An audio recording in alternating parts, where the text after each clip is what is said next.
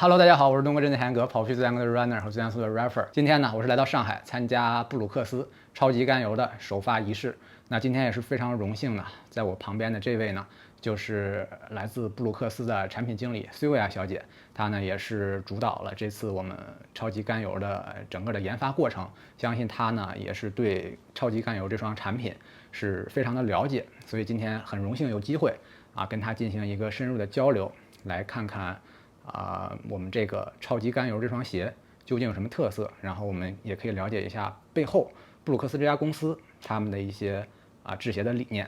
那相信我们也可以从中学习到很多东西。At the beginning of the interview, let's keep our eyes on the brand new Glycerin Max, which is a real game changer in the neutral running shoes. We all know that Brooks has already has the original Glycerin and Ghost as a neutral cushioning running shoes. What's the meaning of the new Max line, like the Glycerin Max and the Ghost Max for Brooks in the neutral running shoes category? Sure. When we attach the word max to a product name, we're talking about two things. We're talking about maximum protection underfoot, so a higher stack height, more cushion in the forefoot and the midfoot. And we're also talking about an enhanced transition through a glide roll rocker. So that rocker geometry in the heel bevel and the toe spring allows you to roll through the shoe a little bit better. So that's why we have this, that's what the name Max stands for. And the reason we developed it is because we knew so many runners were asking for this type of product from Brooks. They wanted that easier transition. They wanted additional cushion underneath the foot. And so we were really excited to bring it in both the Ghost Max and the Glycerin Max.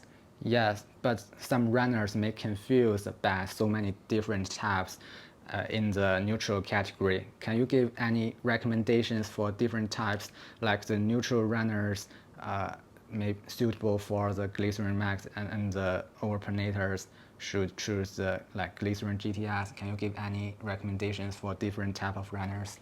Yeah, so the reason we have super franchises is to bring the runner in to a family of shoes that resonates best with them. So the Glycerin name stands for ultimate luxury. And once you choose that that is the type of shoe you want, the most ultimate luxurious product, then you have different underfoot experiences you can choose from. So we have a Max if you really want that easier transition. We have the core shoe if you want a little bit more flexibility in the midsole, you don't need that high stack height. And we have the GTS if you just need a little bit more support medially or around the heel to guide you in your habitual motion path. So we really want to make that choice as easy for the runners as possible so that they can choose an experience that works best with their body. And what really makes this shoe special is the Midsole technology. Yes. The brand new DNA tuned. Can you give more? You have given a lot of information about the morning's workshop in your presentation. Can you give more details about this new technology, the Midsole? Sure. So with this DNA-tuned technology, we're able to combine two different experiences coming from that responsive small cell and that very plush, soft big cell into one seamless midsole unit. So we do this through a dual injection process. So before we expand the preform of the midsole and put it in the mold, we're able to inject these two different materials into one seamless unit. So we're not using glue, we're not using any bonding materials. We're really focusing on the most seamless bottom unit possible. And this leads to a midsole that's lighter, more energy responsive, softer, and all the runners are choosing this over other foams. It's really our best foam that we're bringing to market. Okay, cool. So this is actually a dual density foam, but I got a total misunderstanding at the very beginning because I know it's a dual density supercritical foam, but in a traditional way, the dual density foam has a very soft core inside to provide a cushioning feeling and a firmer side as the outer frame to provide stability. But DNA tuned is an opposite way to provide another solution. So can you compare with the two different solutions? Sure. So with this, we were able to focus on different zones within the midsole, the heel and the forefoot being the two main zones. So we know that when a runner lands on the ground, they're landing usually with the heel or the midfoot, and they want a lot of soft cushion there. So in that part of the midfoot, it's primarily big cell. So we're able to make that like a 50-50 blend between the big cell and the small cell to provide the most soft cushion, the most plush feeling when you land. And as you transition through the midfoot onto the forefoot, we're increasing the amount of small cell so that when you toe off, you get the most responsiveness from the foam. So it's really been tuned strategically with the gait cycle to make sure the runner is getting the best experience. The Glycerin Max with a very high stack in the heel. Some runners may worry about the stability with a very high stack. Yeah, so because this is a shoe that we want all runners to wear, stability was on the front of our minds to make sure it's a shoe that runners are comfortable in. So one way we do that is just through the outsole design. This is a very wide base of support. The wider you go, the more inherent stability that shoe will have. As you go up, we've also decreased the offset to 6 millimeters. And so that makes sure that you're not being pushed forward too much. So that also adds to stability. And finally, we have some central decoupling in this outsole. We're providing a lot of outsole coverage in the forefoot, just all different aspects of this shoe that promote stability so that anyone can run in this. You don't have to be afraid of that tall stack height. Cool. You just mentioned the heel to toe drop of the Glycerin Max is 6 millimeter. And the heel is softer than the forefoot. So does it mean that the dynamic drop when the runner is a heel striker, the dynamic drop is lower than 6 millimeter drop? It definitely depends on the runner.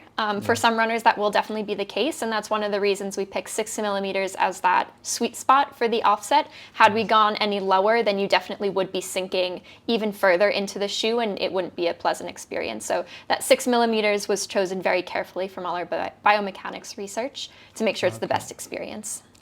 Okay, so this is the debut of DNA tuned. Yes. Is there any plan in the future that next version or next generation DNA tuned or in other type of shoes, like we know that the go-to support shoe provide medial side support in the midsole? Is there any possible like firmer form in the medial side to provide extra support for overpenetrators? Is there any other like formations for the foam? Our Blue Line lab and all our innovation developers, that's a question they're definitely considering and something they're working towards. We know that this is just the start of what we can do with this process. And we are definitely looking at how many different zones can we tune, which zones can we prioritize, and how can we really create individual experiences for the runner. It's a couple years in the future, but hopefully something we can bring into the pathway soon. Okay, you just mentioned the Blue Line lab. Yep. Can you give more details about the Blue Line lab? What the job does the lab do and how the lab integrate the innovation into the real market? Yeah, so the Blue Line Lab is our innovation incubator. It's made of an incredible team of developers and designers always working 5 to 10 years out into the future. And whenever they latch onto a technology or a product that they think is really special, we accelerate it to market. So normally with foam development, it takes about 3 to 4 years from the start to the finish. We did this in 2 years, because we knew that we had something special right on our door and we wanted to bring it to market as fast as possible. Similarly, once we put it into the Glycerin Max, we accelerated that even further. Normally, a shoe development process takes 2 years, and we brought this to market about 6 months earlier than we had planned. So every aspect of the shoe, from the foam development to the shoe development, was accelerated as much as we possibly could, because that incredible team at the very beginning had found this very special insight, this very special solution, and we wanted to bring it to market as fast as possible. Yeah, I'm reading the book about the former CEO, the Jim. Yep. And he mentioned in the book that what makes Brooks stand out from the competitor is Brooks only focus on the high-performance running shoes. The development cycle is longer than other brands. Do you agree with that? So like I said, most shoes take about 2 years, and this was done in about 1 year and 6 months. Mainly because we had done a lot of research and testing before with just the DNA tune, so we were starting with something, but we definitely accelerated this as much as we could. Okay, because I already seen the leaked photo on social media about Glycerin Max about 2 years before, even earlier than the Ghost Max, but it's released on market at 2024. It's a very long period, so I'm very curious about what did you do during this long period. Blue Line Lab played what role in this development cycle?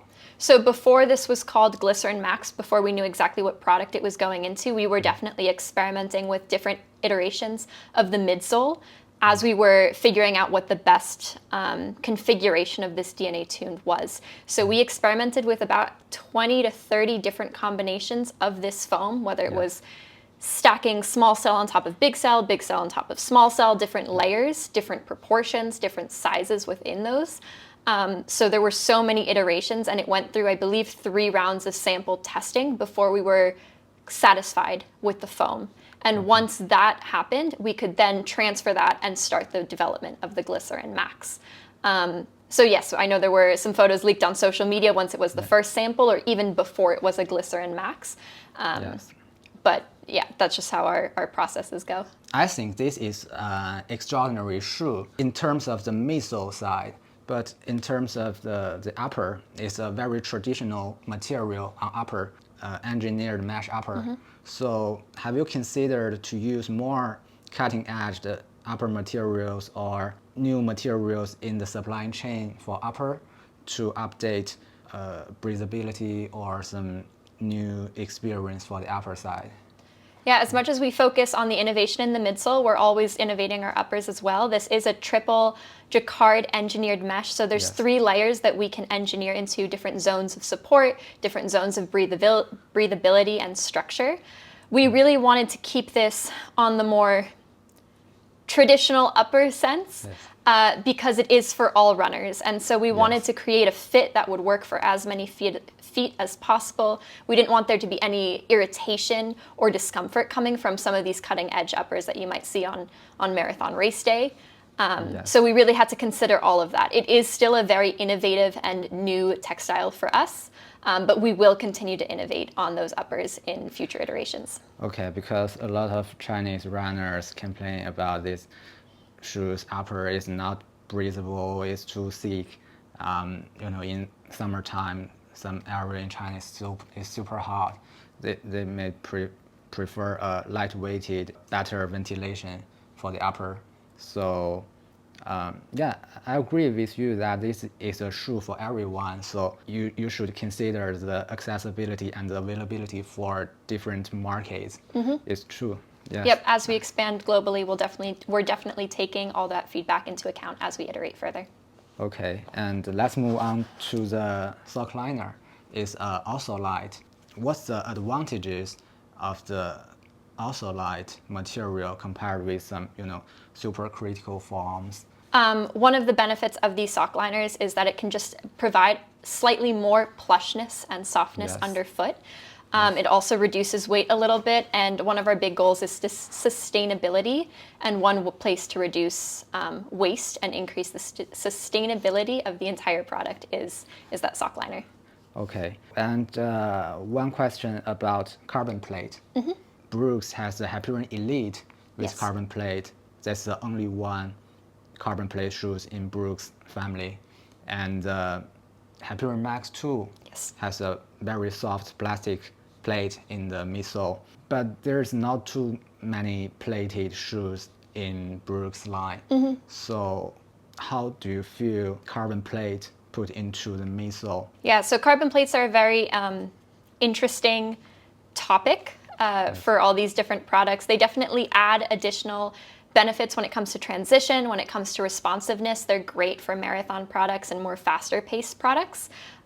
We do find that once you add a plate, sometimes it limits the accessibility of that product. There's a lot of people that are afraid of carbon plates because they think it might make the shoe too stiff. So we definitely don't want to proliferate those carbon plates into all our products. They definitely have a place in our product line within the Hyperion Elite, and similarly the nylon plate in the Hyperion Max 2. But we want to provide options for all runners, whether they want a carbon plate or not. Yeah, the Hyperion Elite 4 carbon plate solution is truly unique. It's with a lot of holes in different areas on the carbon plate.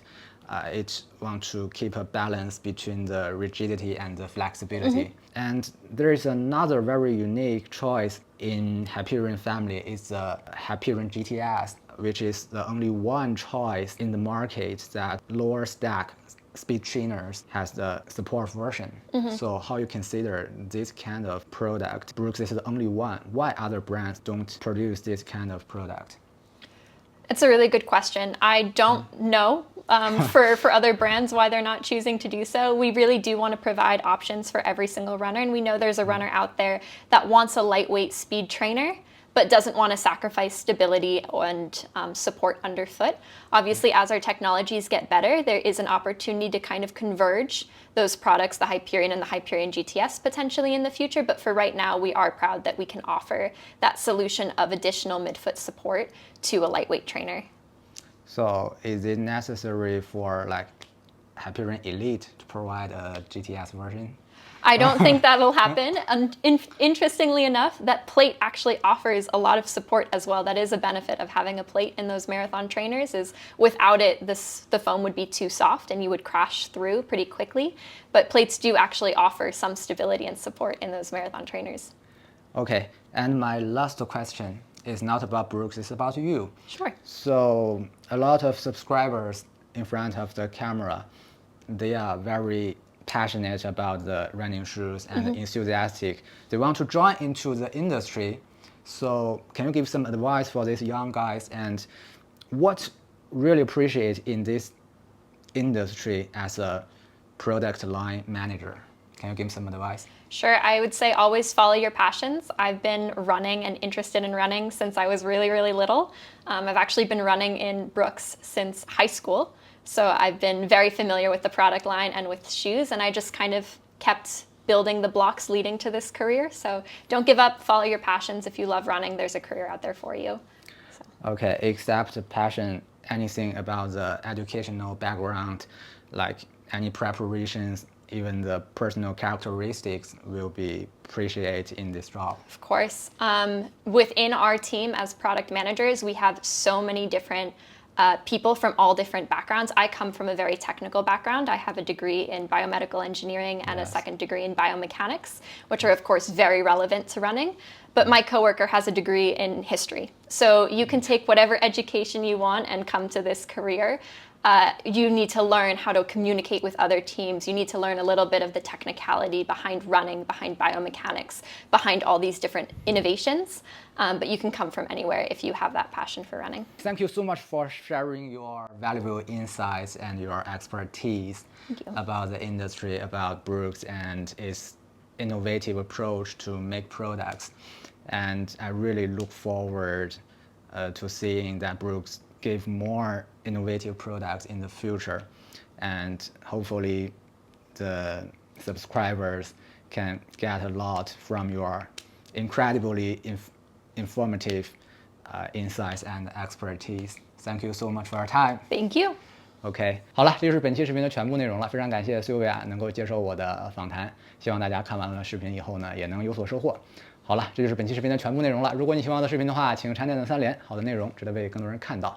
我是中国真的严格，我们下期节目再见，拜拜 ，See you next time。